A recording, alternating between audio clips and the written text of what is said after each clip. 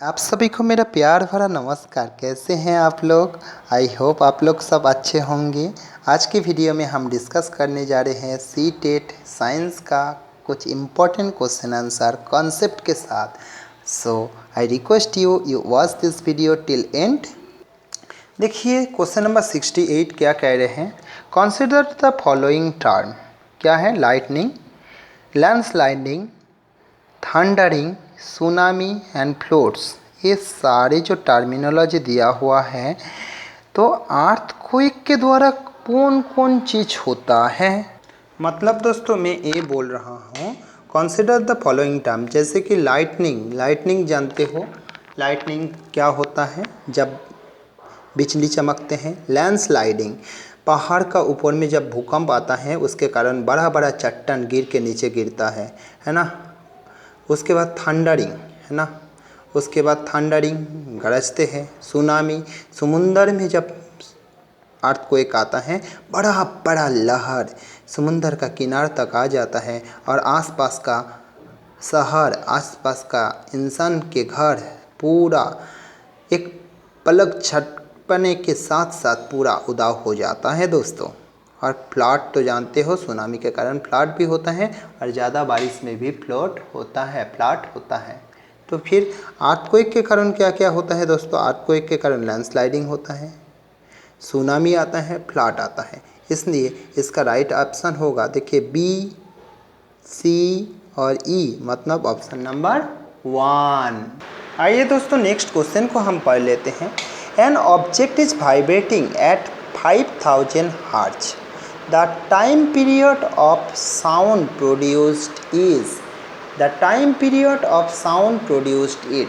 मतलब देखिए इस क्वेश्चन का मीनिंग थोड़ा समझिएगा। क्वेश्चन में क्या कह रहा है? क्वेश्चन में बोल रहा है एक ऑब्जेक्ट है 5000 हर्ट्ज। एक ऑब्जेक्ट, देखिए क्वेश्चन को समझिएगा। एक ऑब्जेक्ट है, एक ऑब्जेक्ट 5000 हर्ट्ज, इसका क्या है? फ्रीक्वेंसी।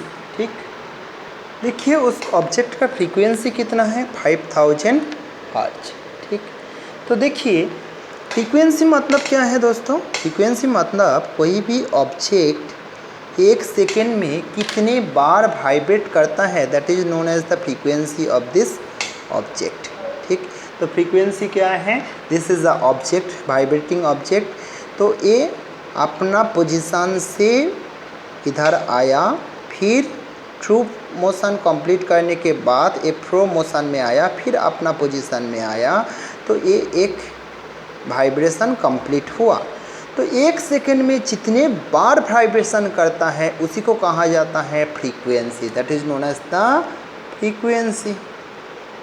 ठीक, फ्रीक्वेंसी समझ में आया। तो देखिए फ्रीक्वेंसी और vibration is the cause of sound, हम सबको ही जानते हैं दोस्त। एक सेकेंड में 5000 बार वाइब्रेशन और कंप्लीट करता है। तो फिर टाइम पीरियड होता है, टाइम पीरियड मतलब होता है एक बार वाइब्रेशन कंप्लीट करने में कितने टाइम लगाएगा, एक बार वाइब्रेशन कंप्लीट करने में कितने समय लगाएगा। ठीक, तो टाइम पीरियड इक्वल्स टू 1/1 5000 बार वाइब्रेशन कंप्लीट करते हैं। 5000 बार वाइब्रेशन कंप्लीट करता है दोस्तों एक सेकेंड में। तो एक बार वाइब्रेशन कंप्लीट करेगा तो क्या है? 1/5000 होगा। इसको कैलकुलेट कीजिए ना, 1/5000 ना, 1 और इधर है क्या है? 5000 दोस्तों। 5000 क्या है? पॉइंट के लिए एक जीरो, फिर क्या है? एक जीरो, फिर क्या है? और एक जीरो, फिर और एक जीरो, है ना। उसके बाद 5002 तो होगा 10,000, है ना, 10,000। ठीक, तो इसका जो टाइम पीरियड होगा 0.00002 सेकेंड। तो आपको समझ में आ गया दोस्तों। 5000 बार वाइब्रेशन कंप्लीट करने के लिए एक सेकेंड लगता है। एक बार वाइब्रेशन कंप्लीट करने के लिए कितना समय लगेगा? 1/5000। तो दोस्तों आपको समझ में आ गया ही होगा, इसका राइट ऑप्शन होगा option 3, 0.0002 second is the time period of this vibrating object. उसके बाद देख लेते हैं क्वेश्चन नंबर 70। क्वेश्चन नंबर 70 में क्या कह रहे हैं? Which one of the following is the most appropriate technique of assessment of attitude and value development among the students by science education. Which one of the following is the most appropriate technique of assessment? देखिए, science का एक आप teacher हो, आप अपने बच्चों को assessment करेंगे साइंस सब्जेक्ट में कैसे काम कर रहे हैं, साइंस सब्जेक्ट को कैसे अचीव कर रहे हैं, साइंस सब्जेक्ट के में कैसे डेवलपमेंट उनमें आ रहा है। तो Which one of the following is the most appropriate technique? इनमें से कौन सा सबसे अच्छा टेक्निक है? Technique of assessment of attitude and value development among the student by the science education. सबसे एक बच्चों का ऑब्जर्वेशन स्किल अगर डेवलप्ड होगा तो फिर वही है। Observation skill is the most appropriate technique of assessment of attitude and value development among the students by the science education. तो साइंस एजुकेशन के द्वारा हम बच्चों में ऑब्जर्वेशन स्किल का डेवलपमेंट हम करवाते हैं दोस्तों। आइए हम नेक्स्ट क्वेश्चन को देख लेते हैं। नेक्स्ट क्वेश्चन में क्या बोला हुआ है हम देखते हैं। A teachers frame a large objective as making a device using simple electric circuit. This learning objective is matching with which cognitive process? तो टीचर्स ने, आप एक टीचर्स हो, जो सोचो आप ही ने फ्रेम किए हो एक learning objective as making a device using simple electric current. एक सिंपल इलेक्ट्रिक करंट का डिवाइस बनाए हो, है ना। तो फिर क्या है? This learning objective is matching with which cognitive process? देखिए, आप एक इलेक्ट्रिक सर्किट बनाए हो, है ना। आप टीचर हो, आप इलेक्ट्रिक सर्किट बनाए हो, ए प्लस ए माइनस, इसको जोड़ दी हो दोस्तों इलेक्ट्रिक वायर के साथ, ठीक। यहीं पर क्या है? यहीं पर सोचो कोई एक स्विच बनाए हैं, है ना, ठीक, स्विच बनाए हैं और इसके साथ एक लाइट को जोड़ दी है दोस्तों, है ना, बल्ब को जोड़ दिए। ऐसा एक इलेक्ट्रिक सर्किट आप बनाए हो दोस्तों। तो फिर क्या है? आप खुद से बना रहे हो, मतलब आपका अंदर में क्रिएटिविटी है, बच्चों को भी क्रिएटिविटी को दिखाना चाह रहे हैं। तो आपको समझ में आ गया होगा। तो आप जब कोई चीज़ बना रहे हो, मतलब बना के दिखा रहे हो, कोई डिवाइस बनाए हो, तो फिर वो आपका क्रिएटिविटी में आता है। इसी क्रिएटिविटी बच्चों लोगों को सिखाने का कोशिश आप भी कर रहे हैं। आइए नेक्स्ट क्वेश्चन को देख लेते हैं। क्वेश्चन नंबर 72 क्या बोल रहा है? Good science education should fulfil some basic validity. Good science education should fulfil some basic validity. Which one of the following validities is most appropriately fulfilled by the concept of shadow formation in class 6 syllabus in upper primary level? तो देखिए इसमें क्या actually कह रहा है। Good science education should fulfil some basic validity. Good science education should fulfil मतलब क्या है? फुलफिल करा सकते हैं सम बेसिक वैलिडिटी, कुछ वैलिडिटी बच्चों में ला सकते हैं। Which one of the following validity is the most appropriately fulfilled by the concept of shadow formation. तो क्या है? Which one of the following validity is most appropriately fulfil. नीचे दिए गए वैलिडिटी में कौन सा वैलिडिटी सबसे अच्छा फुलफिल होता है bye the concept of shadow formation. Shadow कब फॉर्मेशन होगा? तो ये तो जानते हैं, कोई भी सोचो पेड़ है, जब सूरज है ना ऊपर में रहता है, एकदम खाड़े में रहता है, इस पोजीशन में रहता है, तो फिर कोई शैडो नहीं होता है। जब फिर सूरज सोचो ए है, पेड़ है ना, सूरज इस पोजीशन में होता है तो फिर शैडो होगा, लेकिन ऊपर में होगा तो शैडो नहीं होगा।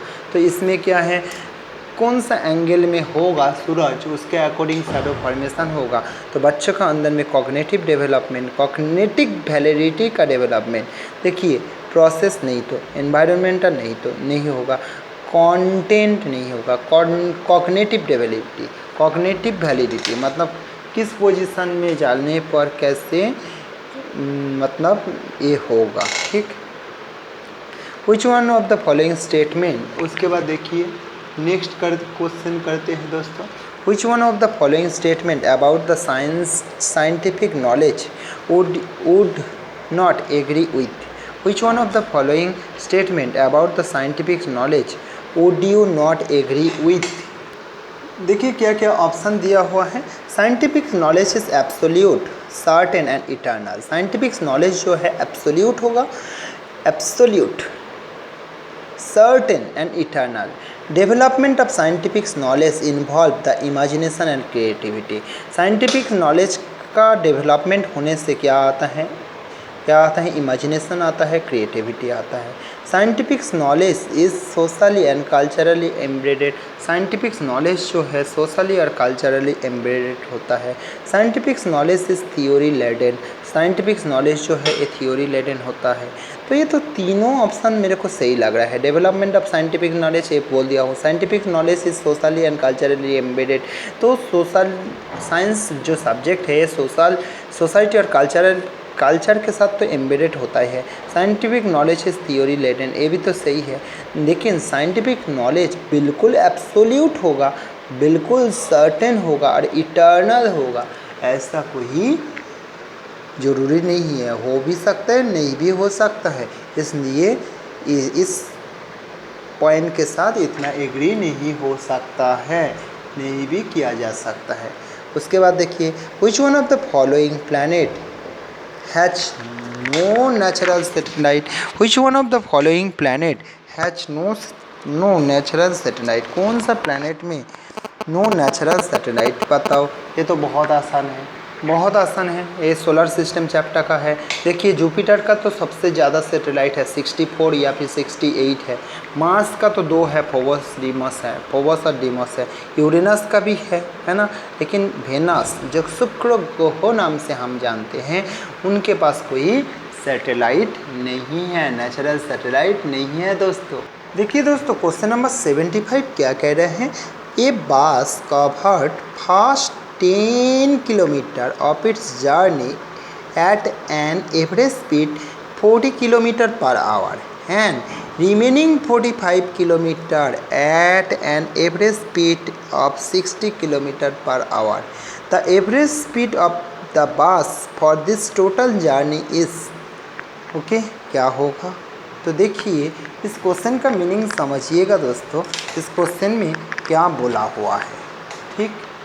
देखिए क्वेश्चन में ये बोला हुआ है दोस्तों, एक बास है, एक बास है, एक बास है ना, एक बास है ना।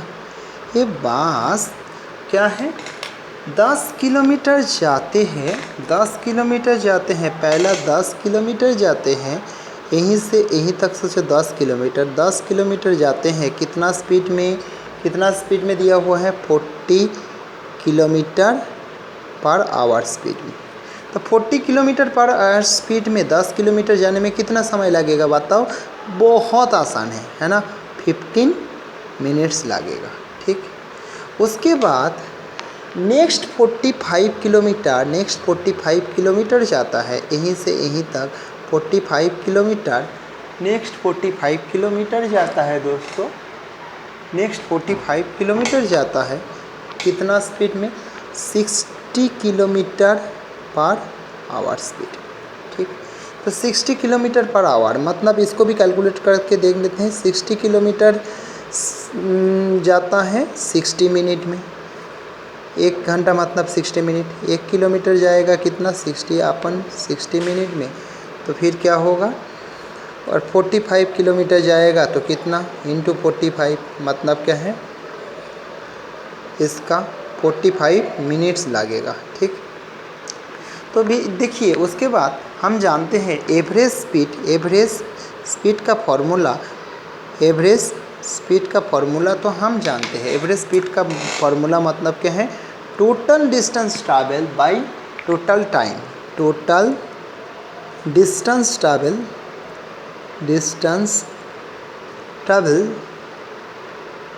By total time taken. तो टोटल डिस्टेंस कितना ट्रैवल किया भैया? टोटल डिस्टेंस ट्रैवल किया क्या है? 10 किलोमीटर। उसके बाद कितना है? 45 किलोमीटर। 10 किलोमीटर जाने में कितना समय लगा? 15 मिनट्स। प्लस 45 किलोमीटर जाने में कितना समय लगा? 45 मिनट्स। तो क्या है? 1 घंटा। देखिए 45 प्लस 15 कितना होता है? 60, मतलब 1 घंटा।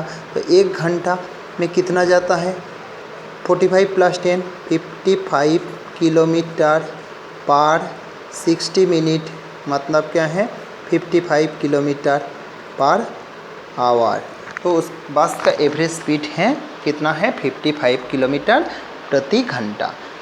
समझ में आया होगा दोस्तों? नहीं आया तो फिर और एक बार बोल रहा हूँ, इसको समझिएगा।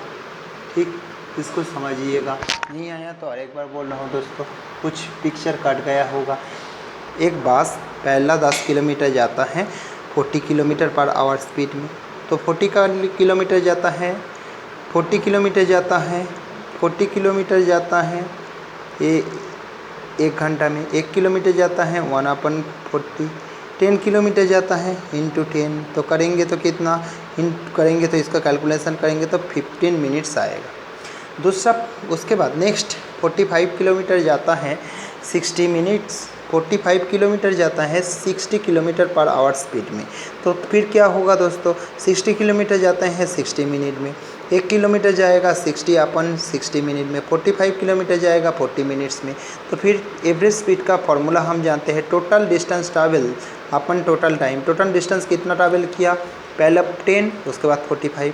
पहला 10 किलोमीटर जाने में 15 मिनट्स लगा, प्लस 45 किलोमीटर जाने में 45 मिनट्स लगा। तो 10 प्लस 45 55 किलोमीटर, और 15 प्लस 45 वही तो 60 मिनट हो रहा है। तो 55 किलोमीटर जाने में उस बस को 1 घंटा समय लगता है। तो उस बस का एवरेज स्पीड है क्या है दोस्तों? 55 किलोमीटर प्रति घंटे। नेक्स्ट क्वेश्चन को देखिएगा दोस्तों, Which one of the following shows the correct sequence of path of the urine in human excretory system? तो ह्यूमन एक्सक्रीटरी सिस्टम में पहला होता है किडनी, उसके बाद क्या होता है? उसके बाद होता है यूरेटर, उसके बाद क्या होता है? यूरिनरी ब्लैडर, उसके बाद होता है यूरिनरी ब्लैडर, उसके बाद होता है यूरेथ्रा। ठीक, ये तो डायग्राम आप जानते होंगे। ह्यूमन एक्सक्रीटरी सिस्टम का डायग्राम तो आप जानते होंगे दोस्तों। दिस इज़ द किडनी, ठीक, this is the pair of kidney, है ना। उसके बाद यहीं से, ये तो बहुत आसान डायग्राम है दोस्तों, आप भी जानते हो। और 2 मिनट में डायग्राम बना के ही दिखा दे रहा हूँ दोस्तों। और उसके बाद देखिए, यहीं से किडनी फिल्टरेट आउट करता है यूरिन को थ्रू यूरेटर। यूरेटर से ये जमा होता है, कहाँ पर जमा होता है दोस्तों? यूरेटर से जमा होगा यूरिनरी ब्लैडर। यूरिनरी ब्लैडर में जब भर जाएगा तब फिर यूरेथ्रा से, ये जो है यूरेथ्रा से निकल जाएगा। ये है किडनी। उसके बाद क्या है? यूरेटर ना। उसके बाद क्या है? Urinary bladder, urinary bladder. उसके बाद यूरेथ्रा।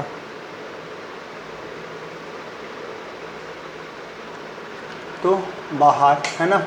तो यही तो सीक्वेंस है।